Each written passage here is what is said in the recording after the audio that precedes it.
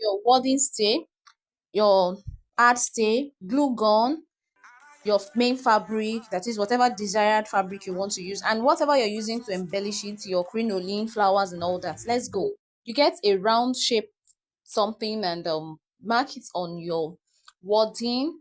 After you've done that, get the radius, the midpoint, and mark it just like you see me do here, and cut it like this. Then you also slash like half an inch or 1 inch, depending on how curvy you want your fascinator base to look like. So you cut it out. Now this is two of it unfold. So you use it also to cut your hard stay. Just place it like this, fold it into two and place and cut your hard stay out as well. The same process you're going through right now, then you slash that part open as well on your, this is me just trying to check if it is curvy enough. I like it this way, not too curve and not too flat. So I mark the same thing on my hard stay and I cut it out through to the middle point.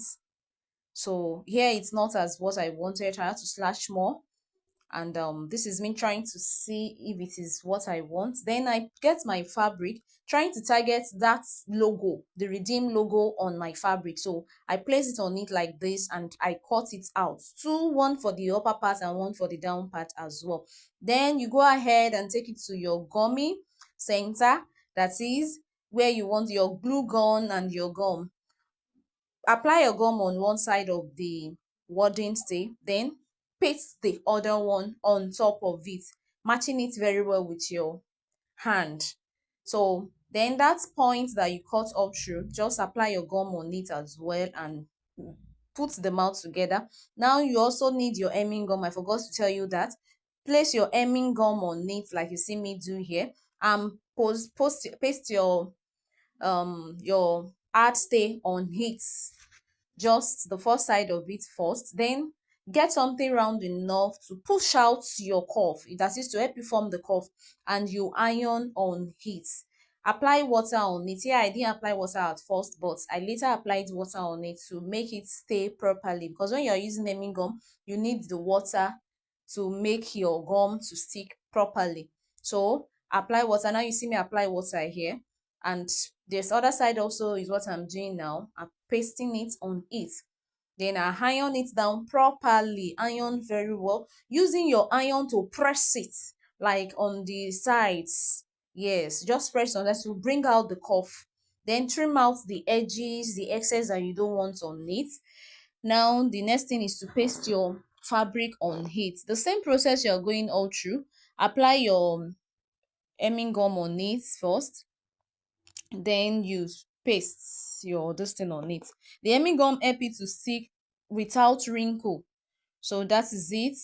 The other side also do the same process for it, and you have your base looking nice. So here my fascinator base is ready. Then trim it all round again. Try to trim nicely and neatly without altering your shape. So the next thing, I want to cover that edges round. I'm getting bias for it. This is a bias tape to clean up that area. Now with the help of the bias, apply your gum on it. Be careful because the gum is very naughty. It can stain the whole thing and make your work to look rough. So just be careful while applying the gum on it. Apply your gum on it and start round from the down part of it first before you do the surface, before you paste the, before you gum the surface. That is before you gum the bias on the surface. That's what I mean. So the down part of it first, work on that area first. Gum it neatly round, applying your gum gently. So here I'm done with it. I've cut it out and I'm working with the upper part of it. So the upper part of the fascinator now, I just apply the gum a bit, not too much. Then I start folding it on top of it.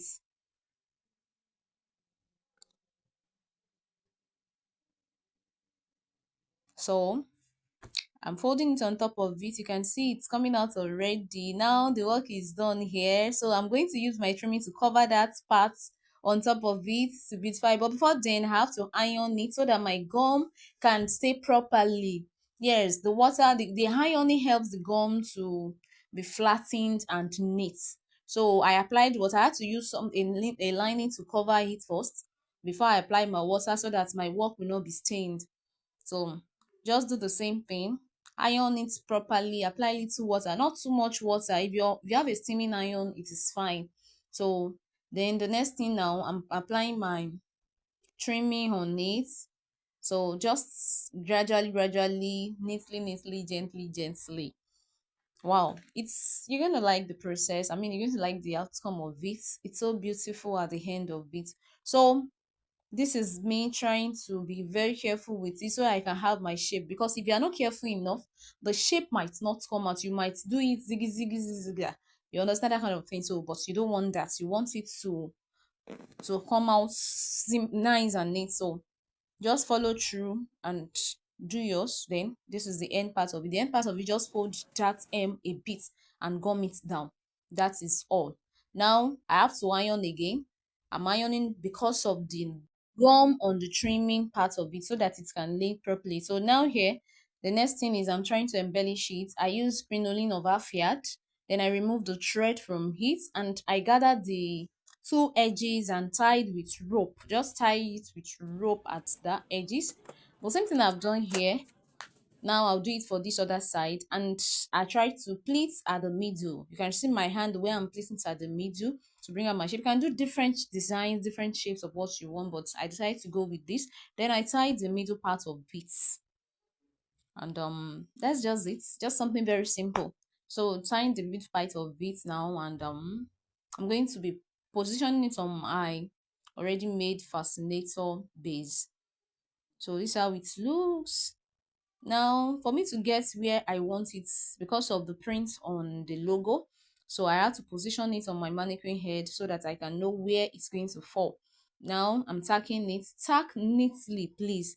You just need to tack it neatly because it's going to be showing on the other side. Now, this other part of it, you don't want it to be showing too much. Just tiny that they won't even notice it at all.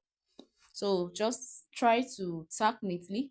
Then this is just me applying my made my rosette on it, that is my little rose on top of it, just to cover the middle part of it and to at least add beauty to it. I made use of two flowers for that. Then I also added what's it called, my bead to it, just little bead, not too much of it. And here now, the next thing is to position it properly. So the first thing is for me to put my band on the mannequin head. So then on it I applied my gum so that it will not be it will not disturb me, it will not give me headache. After that, I position my fascinator on it and I make sure it is dry before I remove it from the mannequin. Now you cover the surface of your band where you applied gum with a worden stay.